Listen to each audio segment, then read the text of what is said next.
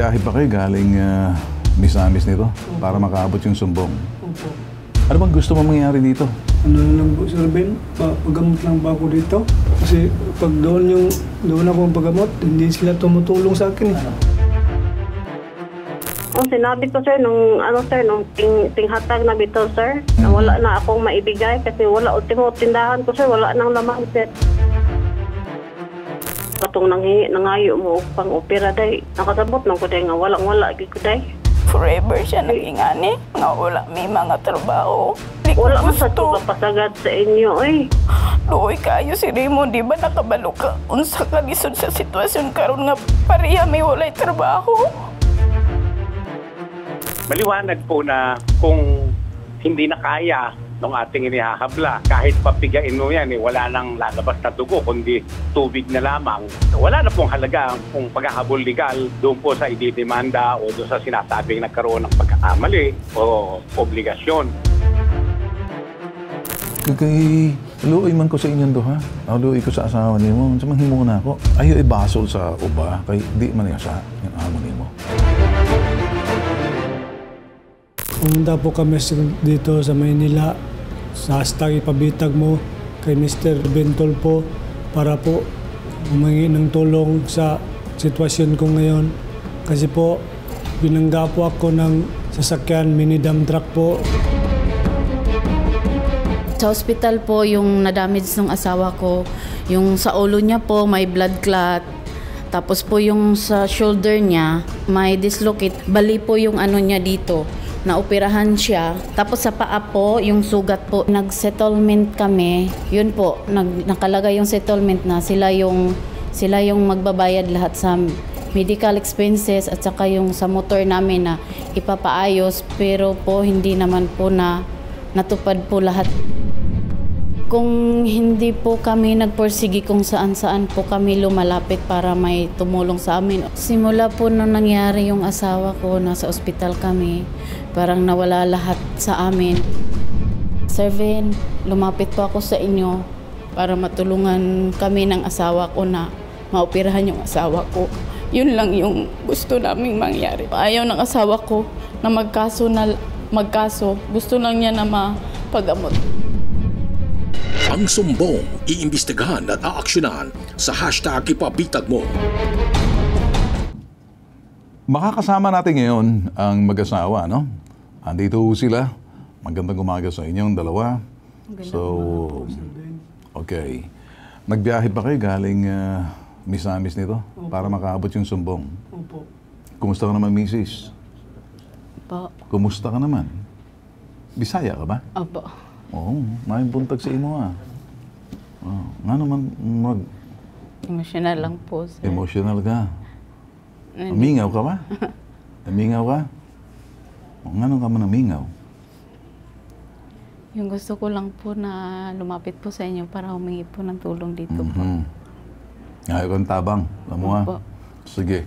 Gusto ko lang tingnan yung nakabangga sa inyo, amo mo eh. Magmamayari ng truck ng amo mo.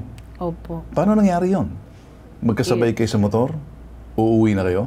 Hindi po. Hinatid po ako ng asawa ko sa bahay ng amo ko po. Tapos pag uwi ng asawa ko, tapos yung truck ng amo ko po, pauwi na din po kasi galing po sila nagde-deliver po. Okay. Yung parang nagsugat po sila. Okay. Pauwi po yung asawa ko, tapos Okay. yung ano po. Pero amo mo to? Yung opo. Yung may-ari ng Opo, truck? po. Sino Pero to? yung driver po, si Pilito po. O, si Filito. So, kilala ka ni Pilito? Opo, kasi minsan po, kasi po, call-in po siya na driver. Okay, sige. So, Hindi po siya stay. magkakilala kayo ng driver? Opo. Pero, ano bang oras ng aksidente? Gabi, umaga? Umaga po, alas Umaga, 6 po ng alas umaga. 6. Opo. So, bakit umaga alas 6? Tatrabaho na ba yung truck? Ano po, minsan po kasi maaga po sila magde-deliver Okay, po. so nagde-deliver sila. Ano mga dinideliver nila? Yung mga hollow blocks po, mga buhangin po. So, sa construction? Opo, yung sa mga Okay. construction po. So, ang nakabangga sa inyo, driver mismo ng amo mo. Opo. Hinatid ka sa amo mo, kung nakarating ka naman ligtas, siya naman papasok ng trabaho. Opo. Doon na bangga. Mga anong oras? Ang manang oras yun, ikaw na lang kakausapin ko dito. 6 a.m. po. 6 a.m. Opo. Kasi, Pero kilala mo na yung nakabangga sa iyo ay truck ng amo mo. opo, kilala ko po kasi minsan naka-order na po ako sa kanya ng mga Contraction. gamit po eh. Okay, sige. Ano bang gusto mo mangyari dito? Ano na lang po, Sir Ben? Pagamot lang ba ako dito? Mapagamot. Saan? Sa? Ito sa Manila po. Bakit sa Maynila? Taga ano ka naman? Dito Nasa... po kasi yung may malaking ospital po at saka... Wala ba kayong ospital sa Misamis? Meron po. May mga private at saka doon sa mga public. Doon po ako na-admit sa public nung nabangga ko eh. Okay. Sige.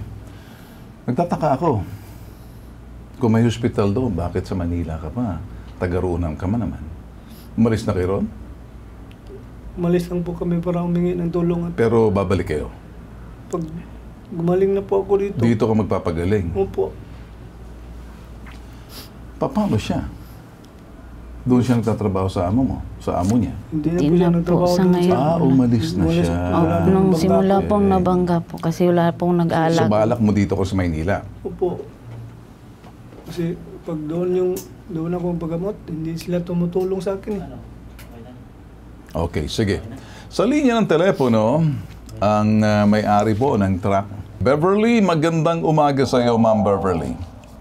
Good morning po, sir. Oh, good morning sa iyo. Kumusta ka naman?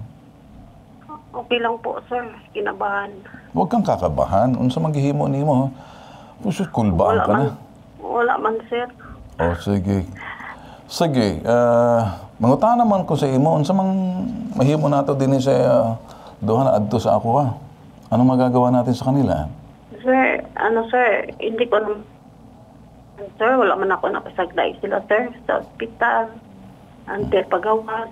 Mhm. Last time lang, sir, na sa August na lang, sir, na talagang walang-wala na talaga akong maibigay, sir. Kaya sinabi Magkano ko- nang naibigay mo sa kanila?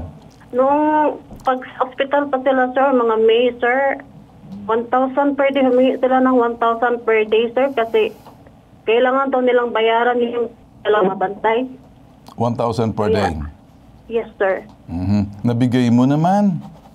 Magkano Opo, nang nabigay mo? Magkano nang nabigay mo sa kanila? Nasa 30,000 yung nasa May pa lang, sir. No May 30,000 na. Oo. Mga 30 na siguro yun, sir. Tapos yung paglabas, sir, mga June Oo. hanggang second week of August, 1,000 per week, sir. Iba pa yung bayad sa sir, yung doktor pag So, check lahat-lahat, up sila, magkano sir. nang nagastos mo rito, Ma'am Beverly? Kung susumahin, 100,000, less than 100,000? O more than 100,000? Nasa siguro, sir, mga less than 100,000. So, magkano lahat-lahat? Kung titingnan mo, dapat may resibo ka para makita natin kung talagang sumobra naman ang pagbabayad mo. Kasi kung sinasabi mo, 1,000 per day, sa loob ng 30 days, 30,000 yon nung May. Pagkatapos ng June to August, magkano yung mga ginastos mo ulit, pambayad sa kanila o sa ospital? Yung 1,000 per week, tapos yung iba rin yung manghihi sila ng pang-check up, So magkano saka yung lahat-lahat? gamot. Mhm. Siguro, sir, umabot na siguro ng 100 siguro, sir. Ayun. So, ibig mong sabihin, wala ka ng pera ngayon. Wala, sir, hirap na. Kaya nga, sir, inong August, hangyo na ko nila nga, wala na ko mahatag, sir, gumikan sa. Wala na sir. Hangyo sa Tindahan mo, ako, sir. O sige, so tumawad ka sa kanila? O, sinabi ko, sir, nung tinghatag na bitaw, sir, na wala na akong maibigay kasi wala, ultimo tindahan ko, sir, wala nang laman, sir. Wala na akong makapangumpra, sir. Wa ba insurance ka ng truck nimo? Di ba insured? Naaman, sir, pero yung TPL, tapos ang daming requirements man, sir, din ayaw naman nilang ibigay yung yung... Oh, okay. Kasi ganito, Beverly, medical abstract. Okay, Beverly, kung may insurance yung truck mo, merong third-party liability yan. May TPL. Oh, yung sa TPL, sir. Meron ka bang nakuha sa TPL?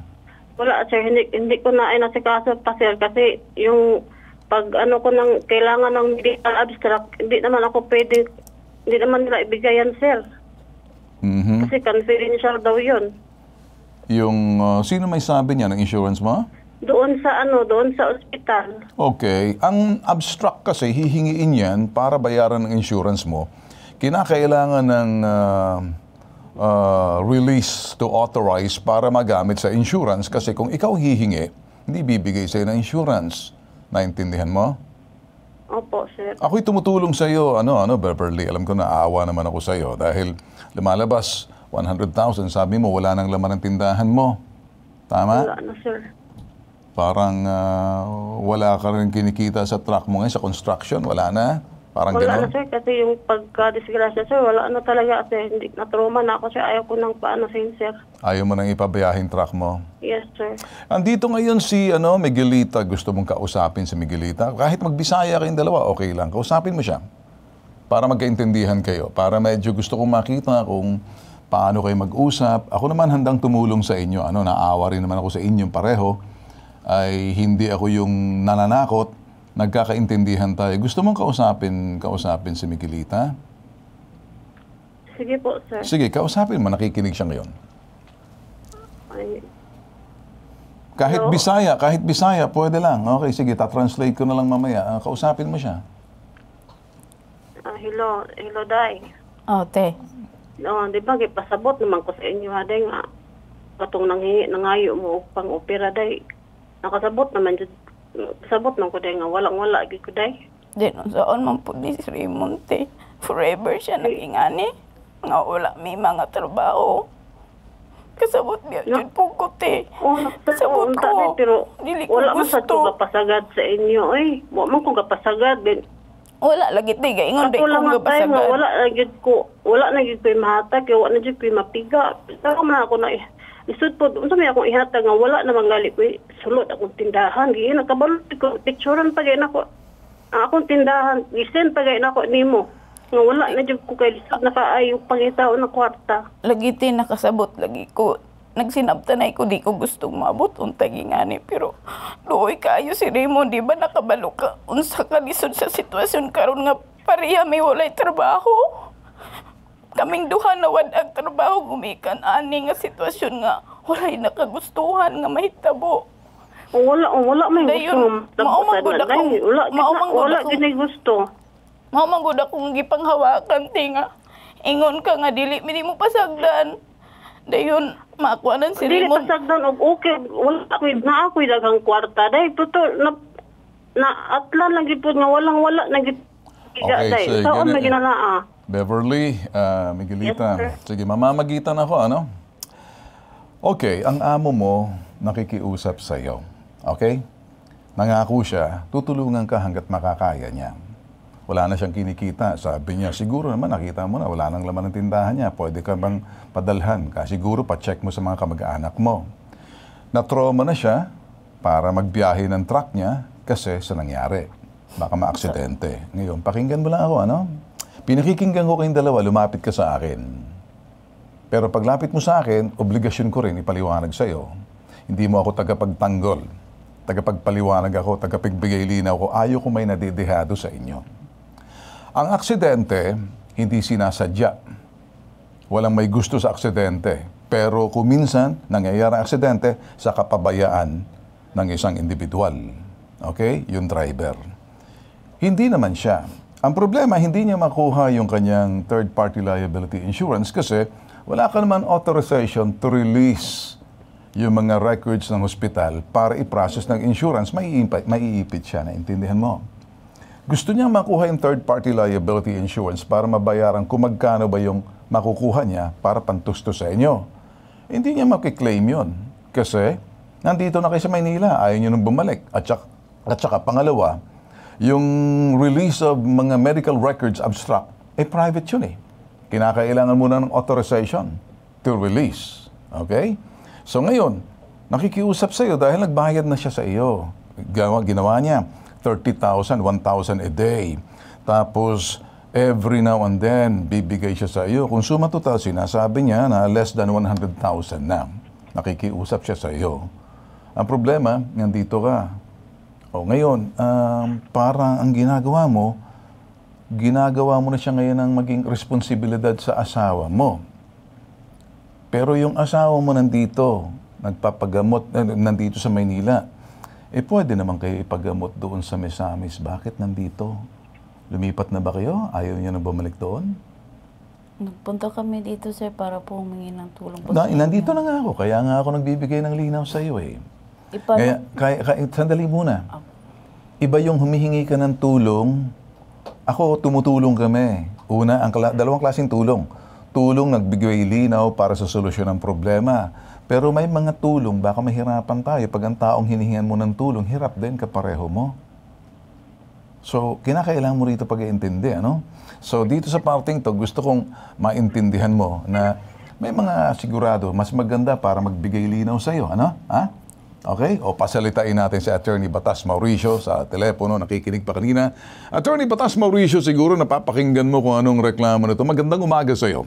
Magandang umaga po, Ginoong Ben Tulfo. Magandang umaga po sa sambayan ng Pilipino. Opo, napapakinggan ko nga po at medyo matindi naman po yung idinadaing dahil kung ipinagagamot nga po doon sa Misamis at pagkatapos ay narito sa Manila, medyo napakahirap po ng paghahanap ng kalutasan pagkaganyan.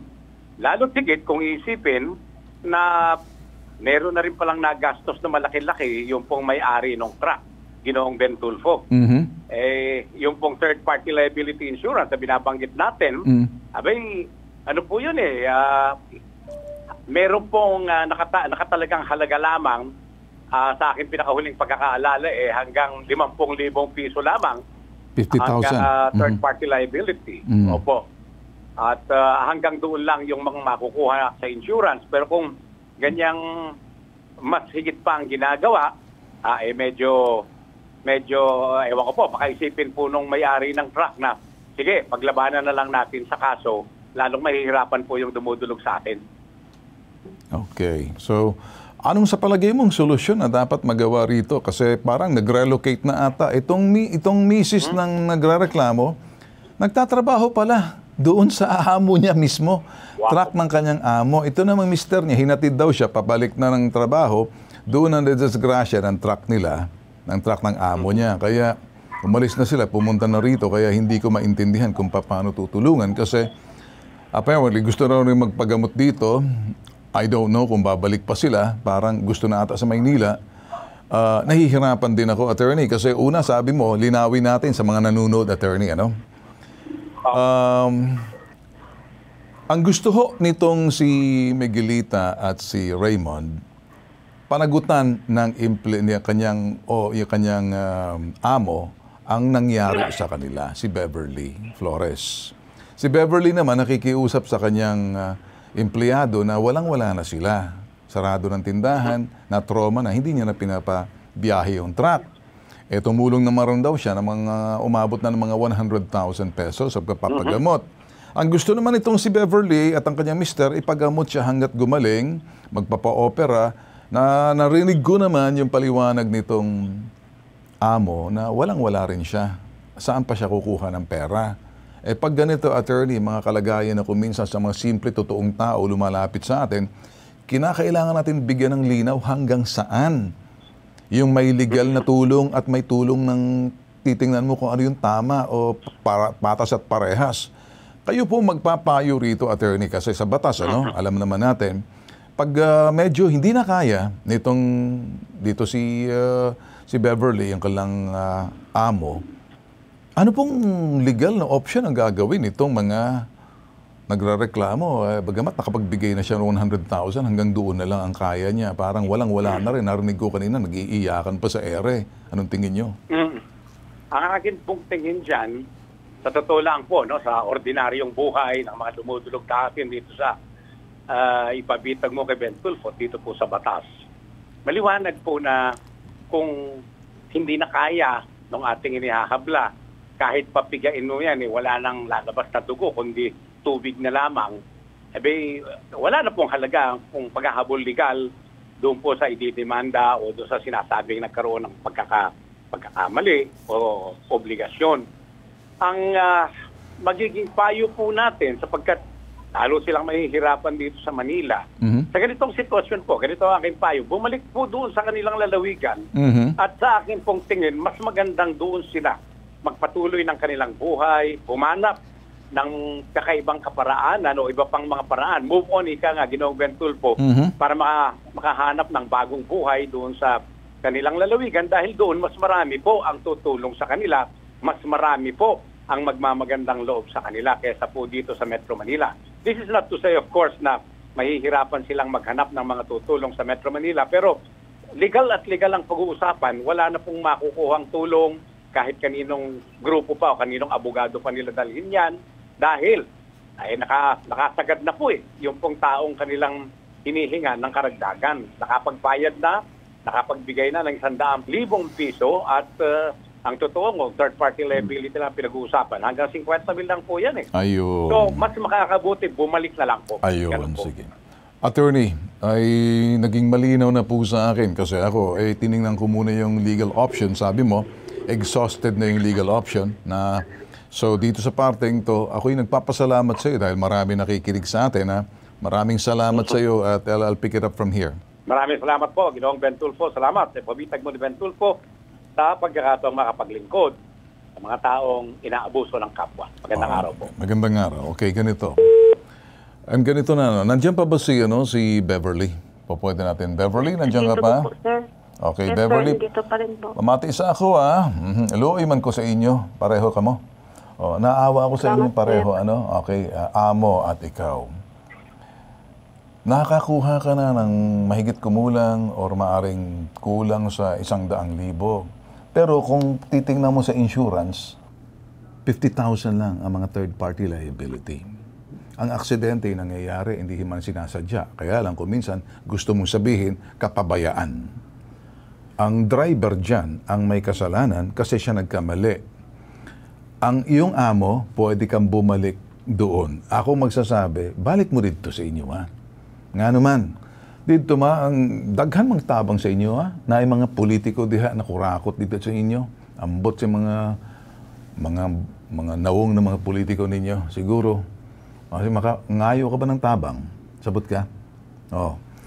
Kung balik ka dito, posible, perma mo ng kanang release of authorization, kanang authorizing yung release kadtong atong medical records ninyo sa ospital siya para pwede mag-claim si Beverly sa insurance.